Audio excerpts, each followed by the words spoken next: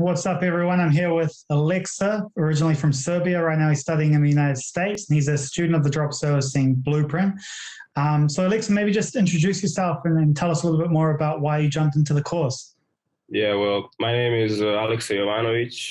I'm from Belgrade, Serbia. I go to a school here in the United States, Newman University. I'm a basketball player. I joined this course because I like to make money. I like to have money. I like to go out with friends. I like to buy nice things. But I also like that feeling of satisfaction when I know I got it on my own. Even though my dad is a businessman home in Serbia, he doesn't really give me anything. So for me, it's all about earning it myself. So that's kind of why I started looking online on YouTube how to make money online, and I came up on the ad for a webinar. I joined the webinar, and everything I heard, it resonated with me, so I bought the course right away. Yeah, and I guess one interesting thing would be what made you gravitate towards drop servicing versus other business models that you learned about during your search? I'm not gonna lie. I tried other things. I like fitness. I like basketball. So I kind of tried going with my own fitness company, like selling gigs on Fiverr. I had my own Instagram page where I was posting some workouts, but it didn't really work out. Also, I was watching drop shipping, but for me, I was always thinking, why would everyone is doing drop shipping? I've never heard of nobody do drop servicing. So I heard everybody's doing drop shipping. And then when I heard I was like, I want to go with something new because I already had some ideas like, yeah, drop shipping. Then I had my own fitness thing, but it wasn't really working. So I was like, I'm just going to search until I find something that's new and I haven't heard about it. So I heard of drop servicing. It made sense to me in my mind. And from there, it was good. Easy decision, man. Yeah. Easy decision, yeah. Okay. And I guess, how long have you been in the course now in community?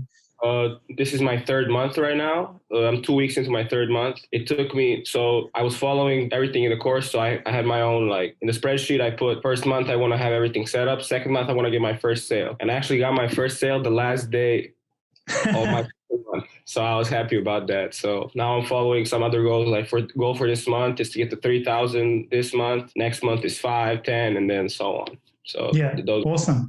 It's always good to hit those like projections that you want to grab. And I think one thing that's key as well is that planning. Not many people go about that process of planning out their goals. So that's one really important thing that we do cover there. Yeah, I do have a plan for the year. I have a monthly plan and I also have daily planning. So every night before I go to bed, I go to daily planning. What do I have to do next for the next day? I write it down, and I kind of like to cross things out on the list during the day, so it makes me feel good. So I do it. I think it's really helpful. Yeah, to-do list is always key. Some people like to cross things off. Some people like to tick things. But as long as you got a to-do list, that's all that really matters. And once you got in the course, I guess kind of give us an overview of what you thought. You know, what were the bad things? What were the good things about the course when you jumped in? Well, when I started with the course, I was really excited. Like I'm not the type of person that needs to be motivated or that needs to like change his habits. I have pretty good habits, and I was already motivated because I have my own reasons to make money. So I was watching the videos about motivation and everything because you said don't skip any steps. So I still watched. So when I started with the course, what was hard for me is that I don't really know a lot about computers. Like I know like we are supposed to be the generation of technology, but for me, like all I did my whole life is just play basketball, and that's it. Like I thought I was gonna go to the NBA, you know, that was my goal. So I didn't really know nothing about computers, coding, everything. All of that was so new to me. So creating my own website was really a struggle. That's where I wasted most of my time. And also I didn't have a job over the summer, which is when I bought the course. I usually just get a job when I come here. So I didn't have any income. So I was spending a lot of money on duck soup and stuff like that, like Sales Navigator. It's not crazy expensive, but it's a bunch of little expenses that I paid, but it paid off. So yeah, it adds up. Yeah, that can always be the biggest learning curve when you're starting to figure out how to build your website. But the only option you have really is to pay someone to do it or figure out how to build it yourself. Yeah. There's so many little things that come in with that. I would say this thing that takes the longest. But once you actually got your website built, you said it took you the first month to build everything, and the second month you just started marketing. Yeah, right? First month it took me to build everything. Then second month I started reaching out first on LinkedIn, and then using DuckSoup, and then I did cold email outreach.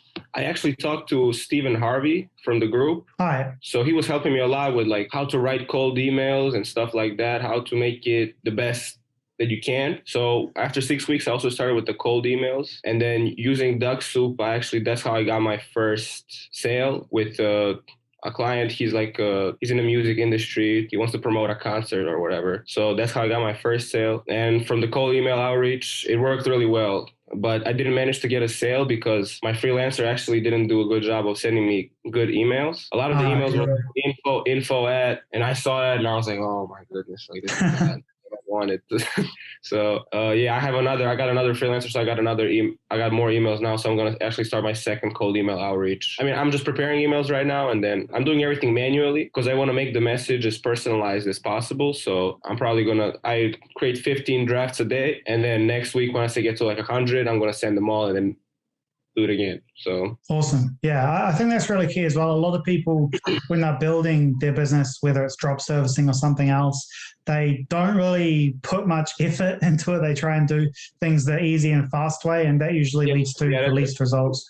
Yeah, that never works, especially like with Duck Soup. It's good. You're going to get a lot of connections, but nobody's going to get you your sale from that message. Once they accept your connection or whatever, that's when you want to send a more personal message or something like that. That's what I did. Yeah, for sure. It's always better to put more effort in, because the thing is that, everyone is competing at the lazy level because nobody wants to put in any effort. But once you start putting in a bit more effort, there's a lot less competition. So it's easy to get results that way as well. But that's awesome. So it took you basically 4 weeks to get your first sale, right? And what are you selling? Advertising, you mentioned? Yeah, paid advertising. And also I expanded more to my freelancer does email marketing too. So I added that. I have friends that do website and logo design, so I added that. And social media management is just something I feel like I can always find on Upwork if somebody is needed. But I'm mostly focused on the paid advertising part because I feel like that's the most profitable. Yeah, in terms of recurring income. And I guess what was the scariest thing for you when you started your first outreach campaigns? What was the most difficult part? The most difficult part was that I wasted my money and that I'm not capable of this. But in the back of my mind, I was always like, I just got to push through because it was unrealistic to me. Like, how am I going to get my first sale? Like, when I get on a call, like, is my voice going to start shaking? Am I going to get scared? But it never, like, when you do your research, you get prepared. There's no reason to have any fear whatsoever. And also it helped me a lot because I've been in the US. It's my 5th year in the US. I can make myself sound that I don't have an accent, so people are not really going to notice that I'm internet. Because sometimes people here in the US, they're like, when they hear another accent, they automatically think it's a scam. So yeah, that can happen. And I guess that's interesting as well, like in terms of getting used to things. The confidence is never there at the beginning. It just comes as you take action. So the more action you take, the more confidence you get, and that's how you get results. So even if you fail the first few times, as long as you keep pushing yourself, you're going to get more comfortable with it, more confident, and you're going to get better results that way. But like you said as well, like that preparation is always key, and doing your research, understanding your service and your niche. In terms of getting your freelancers, did you kind of gather any case studies or examples for them? I will just post sometimes. The way I got my first sale is actually, I didn't even get it from the client I called. He told me he's going to pay me the following week, but then he asked me about his friend that needed the emails, like cold email, like lead generation type stuff. So I just kind of said, yeah, we can do that. And I just went on Upwork, said lead generation, and I found a freelancer that does it. I just look at the best reviews and the best job success, and I go through portfolio. I read if it's good, if he has good reviews, and if it does, then I hire him. I don't think there's any reason. Like, I'm not really scared that, especially when it's lead generation. Like, you can do a bad job, but if he has that many good reviews, he's probably going to do a good job. So. Yeah. And as far as paid ads and stuff like that, I've been working with my freelancer. He does charge more than others, but he's very professional, and I could just see that.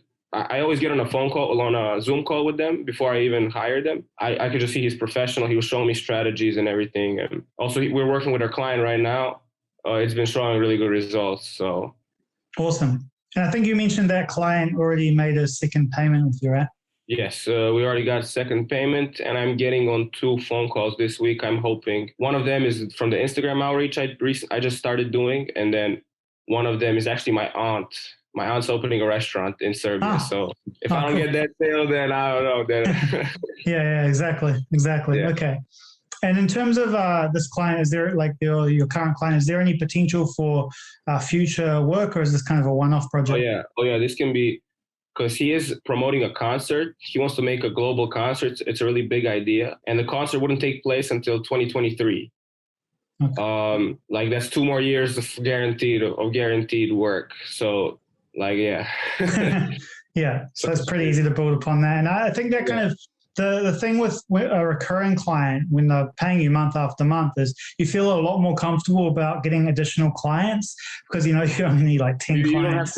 You don't have that pressure. Like, I already have money from this guy, so I don't have to, but also I wanted to say one more thing about those phone calls, because I know a lot of people are nervous to get on phone calls and stuff like that. I feel like they have to understand that it's not just them. It's also it depends on the other person. Like, for example, my first phone call was with a real estate company from New York, and it was a woman, and she was just complicated. I did all my research, but she just kept asking me questions. Like, so people got to know that it's not always on them. It's also about that person, like if they really want your service or not. So. Yeah. I think the key thing really is not to worry about what happens in one single interaction. It's about what's going to happen over the long term. So as you keep exposing yourself to more and more calls, you're going to get better and better. You're going to learn all of the answers to all of the questions that come up, and you're just going to improve over time. So don't worry about what level you are right now. Do everything you can to get as much skill as you can right now, but just focus on taking action and implementing those skills, and you're going to get used to it and improve over time naturally. Yeah. Also, I would say with every client, every reply that you get, don't ever, if they say no thanks, even then say, okay, no problem, or something like that, because you never know when they're going to need your service. The way I actually got my first client, I did a duck soup outreach. He said, yeah, not right now, maybe later. So I reached out again in like a week. He said, oh, I'll think about it, blah, blah, blah. I reached out again. Then he said, oh, I'm doing a music festival. So I just kept I was just persistent with all I don't know if you can call that a lead, but all the people that were interested, I always kept reaching out to them and sending them messages, but not to the point where I'm boring them or I'm bothering them. I just kind of do it just the right amount, so they're thinking about me and they know. Yeah. Not being afraid to follow up. It's always key. And then as well, like when you're getting a not interested, someone that says that they don't need it right now, you can always reply saying, totally fine, I'll remove you from the list, or totally fine, I won't contact you again. But if you know anybody that this might be useful for, feel free to send this message to them, or let me know. And that's how you get a lot of referrals that way. So. Yeah, I'm actually gonna ask the guy I'm working with right now to maybe give me if he can find me another client that he thinks needs my service. I will actually give him 20% of that sale or something like that. I'm still thinking about it, but I think that's a good way to get more referrals and clients. Yeah, definitely. And as well, if you can find anybody who, for example, consultants or other agency owners, and then become partners with them to deliver your services if they're not currently delivering the same services as you can get a lot of affiliates or partners, whatever you want to call them that way, who refer their clients to you or kind of white label your services to their clients. So that's always a good way to go too. I guess the next thing is, what are you looking to do next? Because you're kind of right now going along at a certain level of volume. How many offers are you making per day right now, would you say? Or it's kind of like a weekly blast type thing, right? I make around in between 20 and 30, actually in between 10 and 30 messages on LinkedIn. I do that daily, Monday through Friday. I don't do it because I think you can only send 100 messages per week so that you don't get your account blocked. Yeah.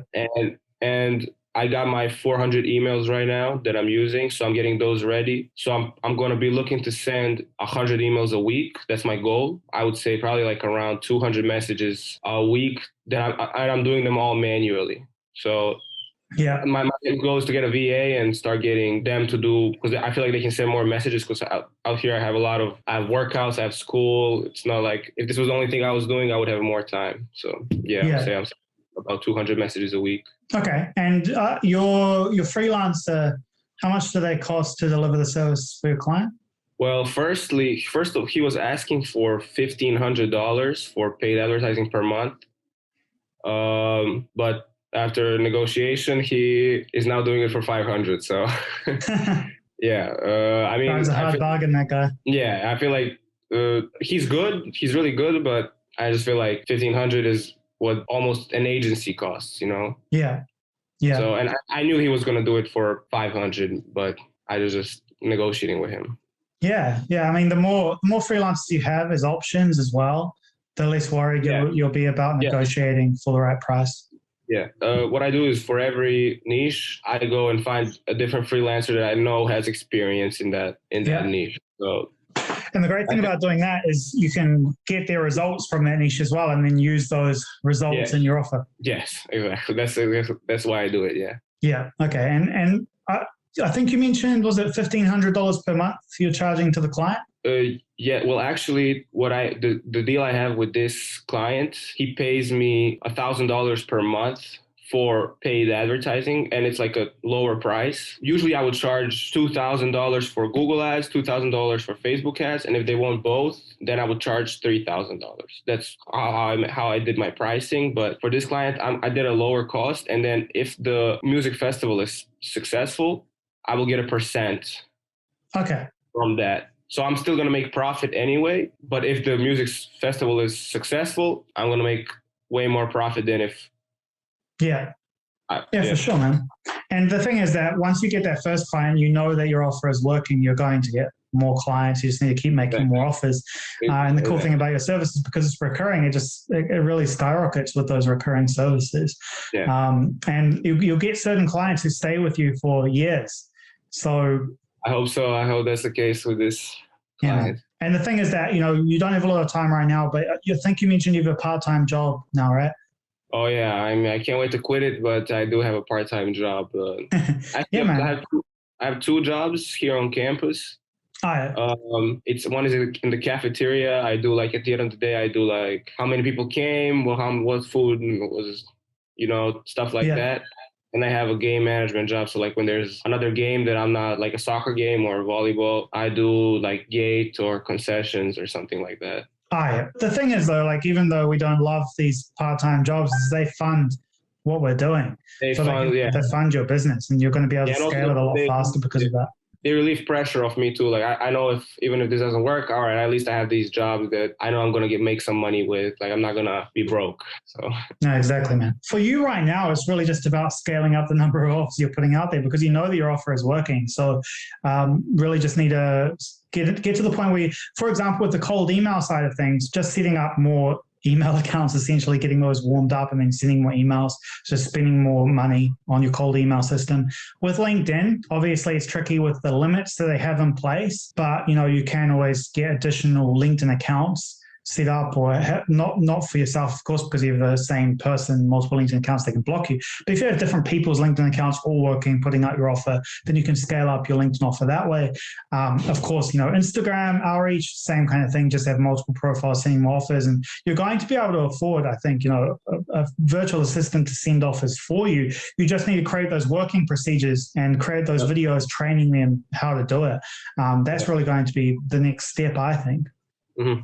I agree. I was thinking a long time about a virtual assistant. So I'm just kind of looking to get even more sales. I still think I can do this manually, and it's kind of weird, but I kind of like going and researching about those clients, because it makes me feel like I'm more prepared if they reply. Yeah. The other thing as well is you don't need to automate the entire process right away. You can just automate pieces of it, whether it be the sending. Even if you had Woodpecker to send the emails, and you just set up the system. So, for example, with Woodpecker, we can set it up so that you have custom snippets, where you write sentences that are custom, and they paste in the sentences. So you can create fully custom emails, but automate the sending of it very easily, just as customized as you would with a manual email. The only thing I think you can't do is have it place in custom images, but you can get any type of text pasted in for individual emails. So I think in the new cold email modules that are coming out soon go deeper into that. But even the current modules get into it. You can probably just go through the cold email modules and the lead generation modules to learn more about it. But for example, it's the same as having the first name column, except you have a snippet, and the snippet will take out the sentence, so the customized sentence for that particular prospect, and then it'll place it in the cold email and send it automatically for you. Does that make sense? Yeah, that does. Yeah, that's a good That would save a lot of time. So Yeah, yeah, like usually like 1 hour per 100 emails it probably takes to send manually. wow, yeah, that's pretty good. Yeah, man. So there's things like that. You can automate little aspects of it and still do the things that you think are essential or that you want to do yourself. Mm-hmm. And what would you say, like, so you think I should just scale up my like more messages? Yeah, because it sounds to me like you are doing everything in the right way in terms of customizing your approach to each individual prospect, and you are going after specific niches. So you're doing everything right in terms of making the offers, and we know that your offer is converting. You already got your first sale, and you're getting more calls. Now you just need to make more offers. So we just need to figure out ways of scaling out the number of offers that you can make. First of all, that's going to be automating more things because, of course, you only have so much time in the day to send more offers. So we need to automate more using people and software. So getting a virtual assistant, using things like Woodpecker to send the emails, changing the way you're doing things a little bit so you can still send the same level of customization in your offers, but just automate a lot more of it. And that's just going to come from, using more softwares like Woodpecker and then hiring virtual assistants and training them using the working procedures. Okay, thank you. No worries, man. Is there anything else that you wanted to kind of ask or discuss with me? I just wanted to say thank you for the course. And I didn't really think, in my back of my head, I knew it was going to work. I'm still not where I want to be, of course. But it's just something that gave me, because I was always with basketball putting so much pressure on myself. And I thought it was the only thing I wanted to do. But then with this course and also working with my dad, like I feel like there's finally something else that I like to do. I would like to have my own business. I like to make money. So I just want to say thank you. Like, I don't really think that there's anything specific I would ask you because like you already told me, like, yeah. And I have a course and you already told me just now. So yeah, for sure, man. Yeah, no worries. It's what I made the course for at the end of the day. It was people like me, because when I bought my first course back in the day, it was like $5,000 and there wasn't really as much detailed information and I had to work out a lot more of it myself. So it's always awesome to be making updates. And of course, as you go through, man, like reach out to me, message me, ask me any questions that you have as you're going about the process of scaling up a number of offers and automating more things. I look forward to seeing your progress, and we'll have to do a follow-up interview in the future once you hit that next milestone. I would love to. Yeah, man, awesome. Thanks so much. I'm glad to have you as a part of the community, and thanks for doing this interview. It should inspire a lot of people. Yep. Thank you, Dylan. I'm happy that the community at all. So, and I hope I scale up my business soon and when next time we're talking, I hope I have a more serious income. So yeah, man, let's do it. I'll talk to you then. All right, Dylan. Thank you. Gotcha. Have a good day. Bye. Bye.